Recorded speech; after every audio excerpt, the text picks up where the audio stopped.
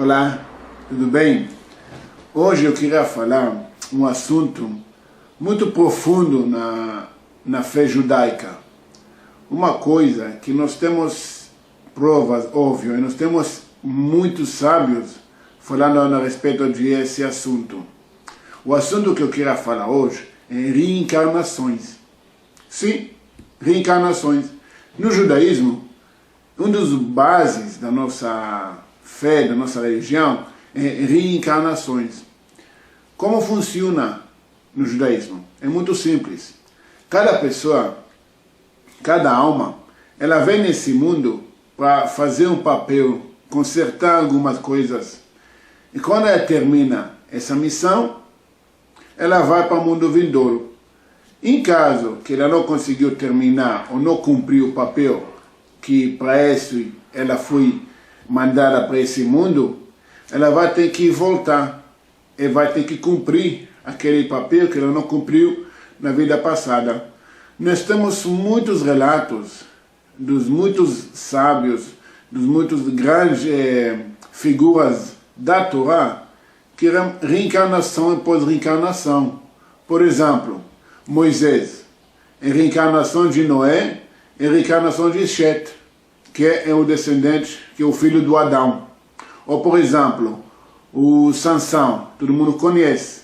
Ele é a reencarnação do filho de Aarão, que morreu quando entrou no templo, quando não era permitido, o Nadav.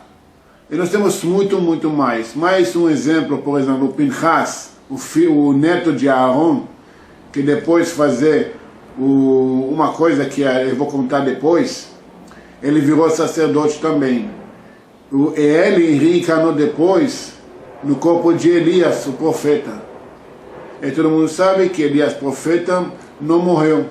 Ele subiu ao céu no formato inteiro do corpo inteiro dele. Mas eu queria mostrar para vocês, dentro da Torá, algumas histórias que mostram plenamente o processo de reencarnação um após o outro.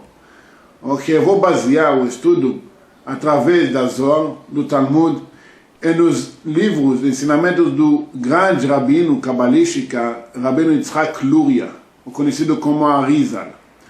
Ele é um grande cabalista que, através dos estudos dele, os livros que ele passou para os alunos dele, nós estudamos nossa Cabala de hoje. Todo o conhecimento que nós temos de como funciona o mundo espiritual é através dos livros dele, dos ensinamentos dele. Agora, vou começar. Por exemplo, na nossa Torá, a gente vai encontrar a história do Abraão. Mas a história do Abraão, na Torá, começa quando ele tinha 75 anos. Antes disso, a Torá nos ensina que ele estava no Ur Kasdim, é o lugar que ele nasceu, viveu, e ele era a única monoteísta que viveu na época. E quando tinha um rei chamado Nimrod, que declarava um rei, declarava um Deus. O Abraão falava contra isso, falava para todo mundo, ele não é rei, ele é ser humano, ele é homem igual eu, você, tem um Deus que domina tudo. O Nimrod, claro, não gostou disso, pegou ele e falou, ou você ajoelha na frente de mim e você declara que eu sou Deus, ou eu jogo você dentro de uma fornalha. Agora, não é uma qualquer fornalha, é uma fornalha gigante, que, só para você entender, hoje, tem nas escavações arqueológicas no Iraque, acharam uma fornalha tão grande que podia caber uma cidade inteira dentro. É uma coisa imensa. Claro que Abraão não aceitou. Os relatos talmúdicos contam para a gente que ele foi jogado no fogo e o Deus fez um milagre. Ele criou um jardim dentro do fogo. E o Abraão andava dentro desse jardim, comia os frutos e andou tranquilamente dentro da fornalha. O irmão dele, Aran, que é o pai da Sará, é o pai do Lot, ele viu tudo isso. Ele tinha medo, desconfiança. Claro, ele é irmão do Abraão, viveu com ele. Saber que Abraão não é maluco, mas vai se jogar no fornalha também. Então ele falou assim, se Abraão vai sobreviver, eu me jogo junto com ele. Se ele vai se queimar, então eu vou declarar que ele mordurei. E quando perguntaram a Arão, e você? O que você fala? Quando ele viu que Abraão conseguiu sobreviver, tinha um milagre, ele falou, claro que tem um Deus no céu. E fui pulado, fui jogado dentro do fogo. Claro que ele foi queimado, por quê? Porque ele não fez por mérito de mesmo sacrificar ele a si mesmo para Deus. Fala, Deus é um, eu morro por isso. O que Abraão fez. Aqui acaba a história do Arão. Depois, ele volta como irmão de um grande líder do nosso povo, como Arão, irmão de Moisés. E dessa vez, quando a gente vai ler a história que Moisés subiu no Monte Sinai e deixou a liderança na mão de Arão. E quando Arão enfrentou o povo que queria construir um bezerro de ouro, fazer idolatria, ele tentou enrolar, tentou fazer, mas no fim, aconteceu que ele não conseguiu prevenir. O que ele tinha que fazer? O que Arão não fez. Você tinha que me matar, eu não vou fazer idolatria. Mas ele não fez isso. E o povo construiu o bezerro de ouro. E Moisés tinha que quebrar as tábuas. Fracassou nessa vez também. Na próxima vez, ele volta com um grande guerreiro do exército de David, do rei David. Chama Urias. Todo mundo conhece a história de Urias, que era o marido da Batsheva, que depois que ele foi para a guerra, o David queria ficar com a Batsheva. Então, só um detalhe, qualquer soldado dos soldados de rei David, quando saía para a guerra, divorciava das mulheres. Não ficava casado, porque em caso que ele vai morrer na batalha, não vai poder casar. A mulher não vai poder casar de novo se não traga o corpo dele. E naquela época enterrava onde que a pessoa morreu. Então, para evitar esses problemas, antes de sair para a guerra, os soldados já divorciaram as mulheres. Esse é um dos motivos que Urias não queria ficar com a Batsheva, porque não era a esposa dele.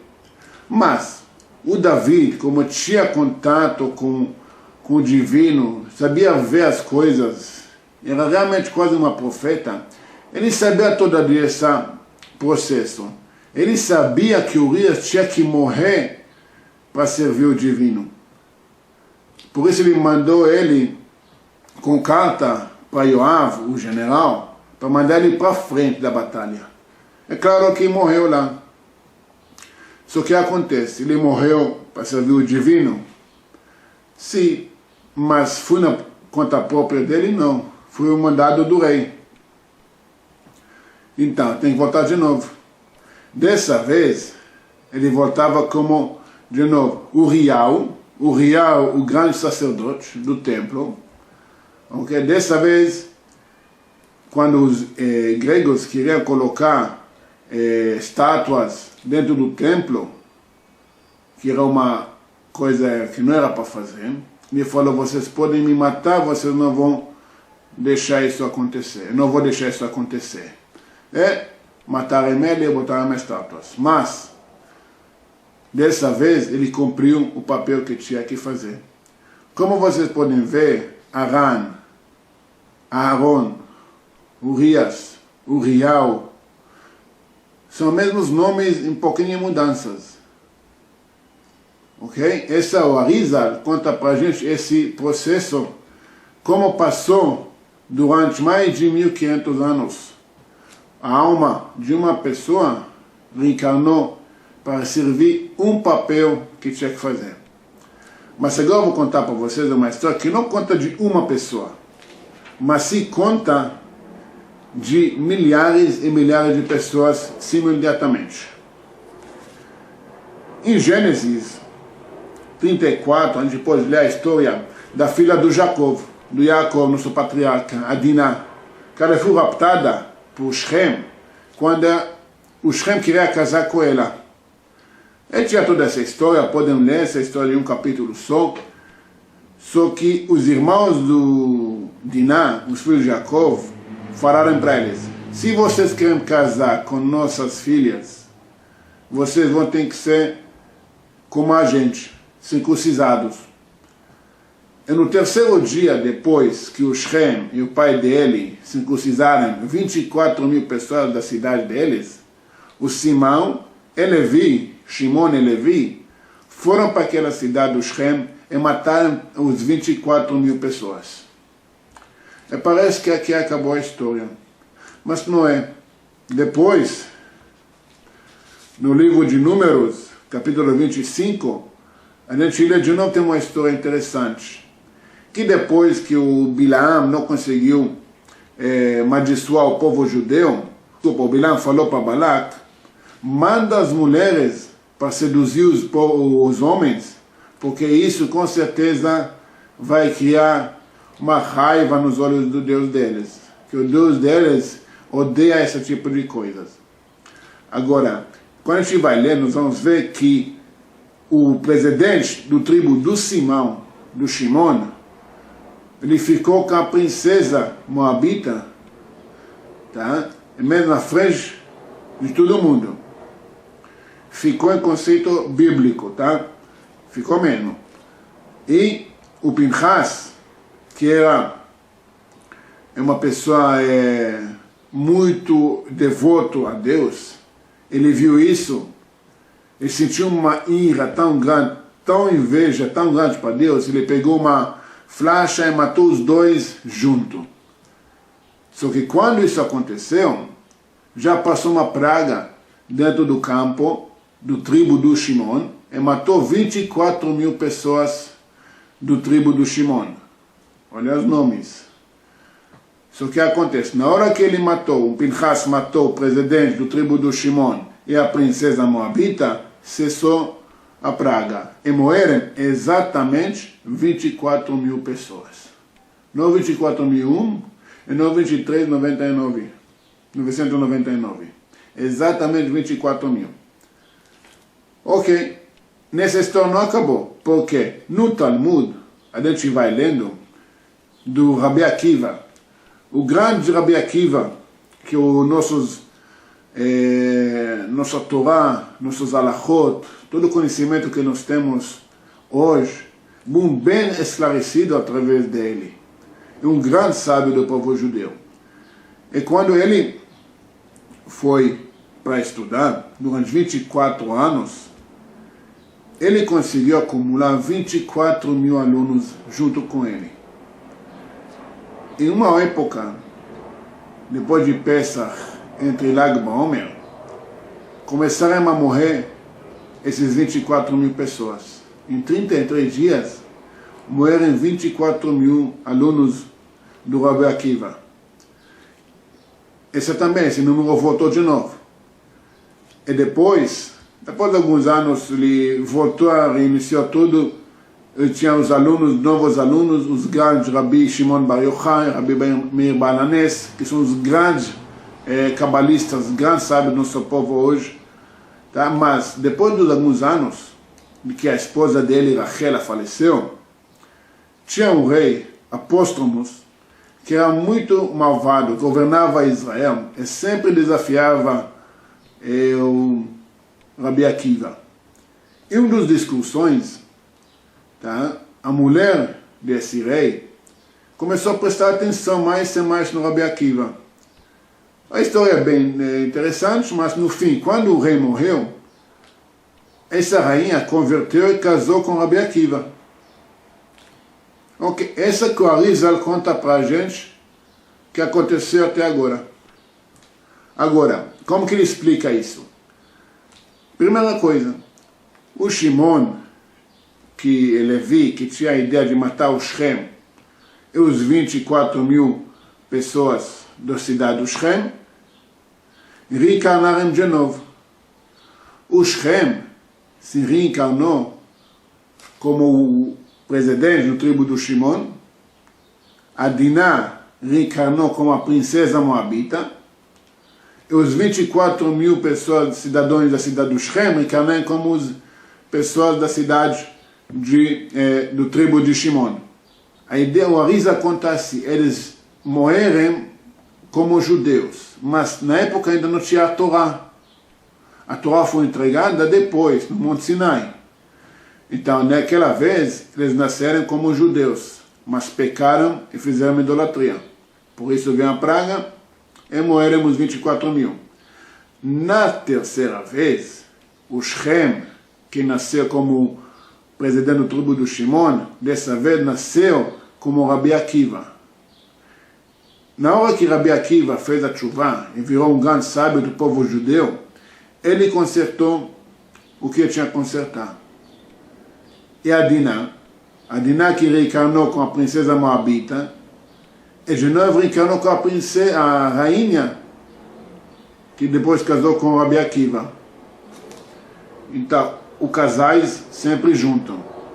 E os 24 mil alunos do Rabi Akiva, dessa vez, reencarnaram como os grandes sábios, os grandes estudiosos do Rabi Akiva.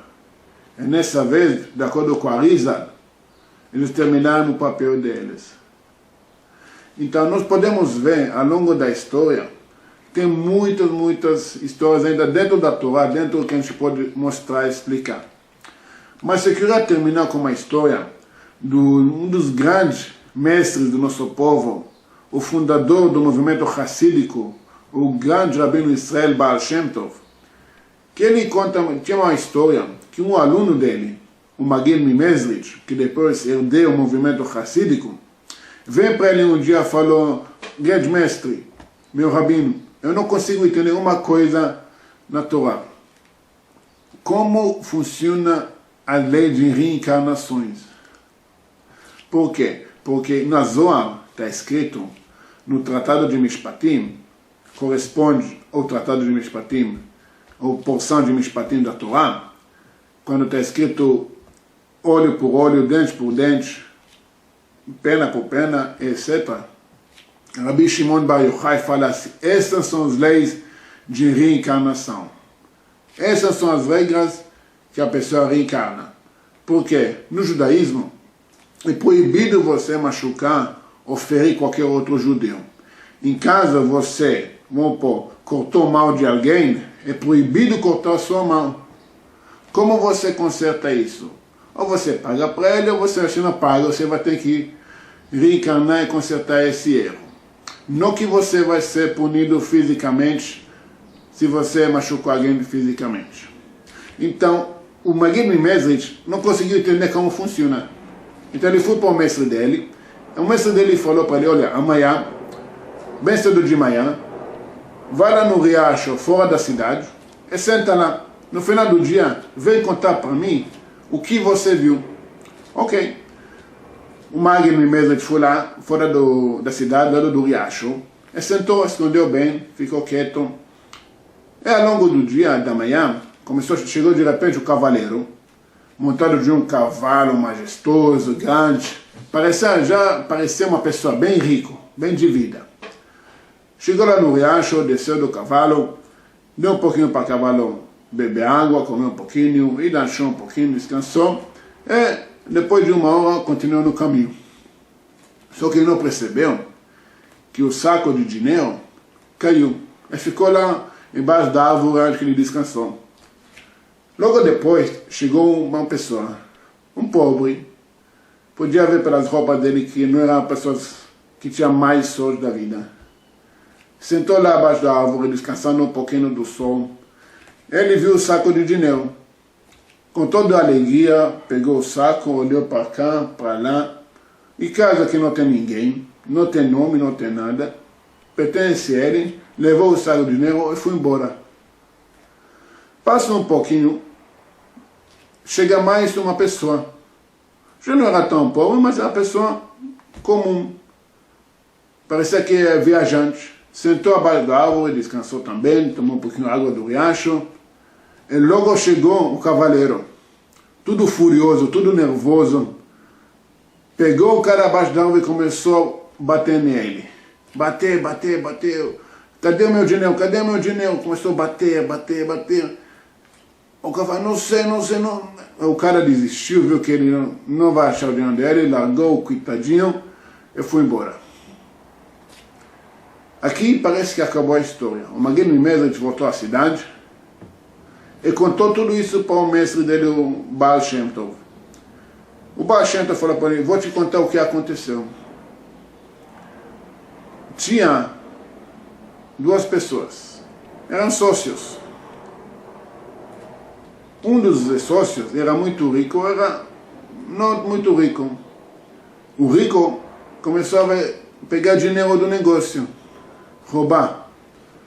E o pobre decidiu levar o rico para o juiz, para a justiça. Só que, claro que o rico, como não era uma pessoa muito honesta, também subornava o juiz. O juiz, decidiu para o lado do rico. Claro, e o pobre ficou sem dinheiro e sem negócio. Só que acontece dessa vez, nessa vida, eles voltaram.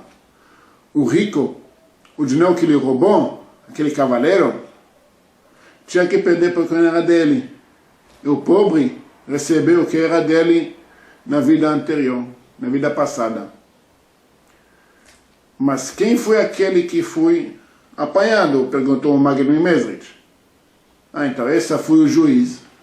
O juiz que decretou contra o pobre recebeu também o que ele merece.